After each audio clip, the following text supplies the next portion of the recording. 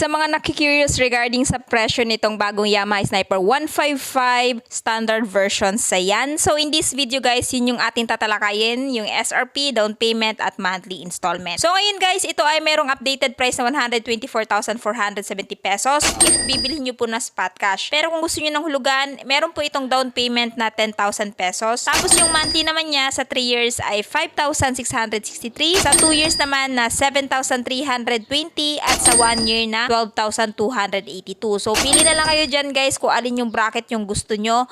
Pero sa lahat ng bracket guys, meron siyang rebates na 200. Itong motor na ito nga pala guys ay available lang sa Yamaha Bike Link Tagum. So, ilalagay ko na lang sa description box yung full address, may yung phone number para mas makapag-inquire kayo regarding sa motor na to. So, ano yung masasabi nyo sa presyo niya guys? Sulit ba? At ano yung katangian niya kung bakit siya i-consider yung bilhin ngayon 2024? I-comment nyo nga sa baba.